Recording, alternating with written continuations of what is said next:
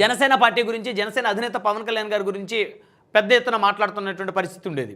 అయితే ఎప్పుడైతే జనసేన గురించి, కాపుల గురించి మహాసేన రాజేష్ మాట్లాడారో అప్పుడు కాపు సామాజిక వర్గంలో మహాసేన రాజేష్కి యాక్సెప్టెన్సీ పెరిగింది. సో కాపునాడు సభలకు ఆయన పిలవడం మొదలుపెట్టారు.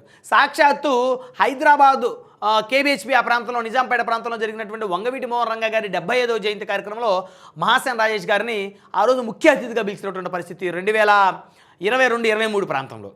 అయితే ఆ తర్వాత మహాసేన రాజేష్ గారు జనసేన పార్టీలో చేరతారనుకున్నప్పటికీ జనసేన పార్టీ అధిష్టానం ఆయన చేరికని వారు యాక్సెప్ట్ చేయలేదు. సో పవన్ కళ్యాణ్ గారు కూడా ఆయనతో ఫోన్ మాట్లాడినటువంటి పరిస్థితి. అయితే ఆయన మీద అప్పుడు దాడి జరిగిన నేపథ్యంలో పవన్ కళ్యాణ్ గారు ఆయనకు అండగా ఉంటానని చెప్పేసి భరోసా ఇచ్చారు. కానీ మహాసేన రాజేష్ని పవన్ కళ్యాణ్ గారు తన పార్టీలోకి తీసుకోవడంలో ఎలాంటి ఇంట్రెస్ట్ చూపలేదు. ఎందుకంటే గత తాలూకా ఆయన తిట్టినటువంటి తిట్లు ఇప్పటికీ కూడా ఆయన ప్రత్యర్థులు సోషల్ మీడియాలో వైరల్ చేస్తూ ఉంటారు.